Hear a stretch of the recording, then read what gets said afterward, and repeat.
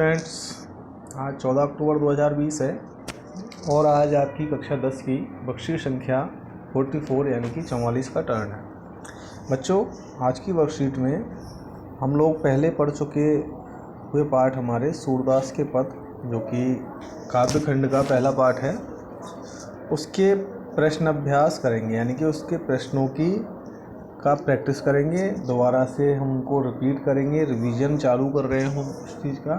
ठीक है, तो हम जल्दी से वर्कशीट हमारी देखते हैं। वर्कशीट में कौन से प्रश्न दिए गए हैं और उनके कौन से आंसर बनते हैं।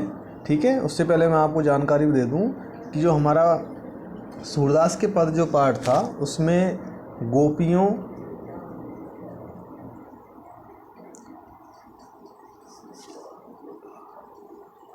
का कृष्ण के प्रति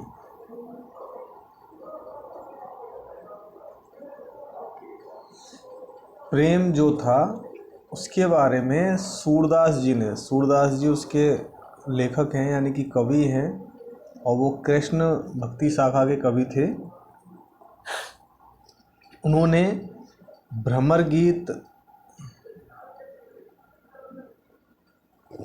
एक रचना लिखी है, जिसमें उन्होंने अपने ये पद संकलित किए हैं और उन पदों में कृष्ण और गोपियों के प्रेम के बारे में बताया है। किस तरह से कृष्ण गोपियों को छोड़ के चले जाते हैं, गोपियाँ उन्हें याद करती हैं और फिर कृष्ण वहाँ से उद्धव को भेजते हैं उन्हें समझाने के लिए गोपियों को कि मुझे भूल जाओ और योग साधना कर लो। तो इस तरह से आपने पाठ में भी पढ़ा होगा।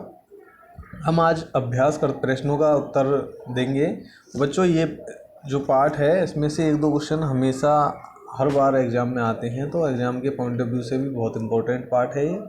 अच्छे से पढ़ेंगे और प्रश्नों को अपनी वर्कशीट कंप्लीट कर कॉपी में, नोटबुक में कंप्लीट करेंगे और उन्हें समय समय पर रिवीजन भी करते रहना चाहिए। ठीक है बच्चों, तो देखते हैं हमारी वर्कशीट में कौन से प्रश्न पूछे गए हैं आज। वर्कशीट संख्या 44, सूरदास के पद। देखिए बच्चों, ये आपकी वर्कशीट है, वर्कशीट संख्या 44, 14 अक्टूबर 2020। देखिए, पुनरावृत्ति है, यानी कि हम रिवीजन कर रहे हैं सूरदास के पद का। ठीक है, यहाँ अपना नाम लिख देंगे, यहाँ अपने क्लास टीचर का नाम लिख देंगे। ठीक है बच्चों, तो देखो, हम ज़्यादा समय ना गंवाते हुए डायरेक्ट प्रश्नों पर चलते हैं। पहला प्रश्न देखिए, गोपियों द्वारा उद्धव को भाग्यवान कहने में क्या व्यंग निहित है। यानी कि गोपियों ने उद्धव मैंने बताया आपको, कृष्ण ने उसे समझाने के लिए भेजा था, तो क्या व्यंग निहित था जब उन्होंने गोपियों ने उद्धव को भाग्यवान कहा था। तो दूसरा प्रश्न देखो, उद्धव के व्यवहार की तुलना किससे की गई है, कमल के पत्ते से और चिकने घड़े से। इस तरह से उन्होंने तुलनाएं की थी। तो मैं आपको उनके उत्तरों पे लेके चलता हूँ। प्रश्न अपनी वर्कशीट में आपने देखे ही होंगे। तो देखिए, पहले प्रश्न का आंसर हमारा, गोपियों द्वारा उद्धव को भाग्यवान कहने में क्या व्यंग निहित है, तो उसमें ये व्यंग निहित था कि भाई तुम तो बड़े ही अभागे हो।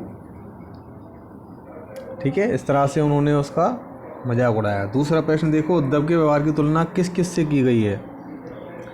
उद्धव के व्यवहार की तुलना किस किस से की है, तो उद्धव के व्यवहार की तुलना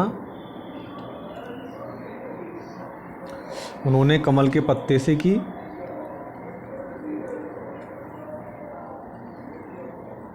और तेल में डूबी हुई गागर से, यानी कि घड़े से। गागर यानी कि घड़ा, यानी कि वो ये कहना चाहती हैं कि तुम कृष्ण के नज़दीक होते हुए भी और उनसे प्यार नहीं कर सके, उनसे प्रेम नहीं कर सके, तो इसलिए उन्होंने उसकी तुलना इन दो चीज़ों से की।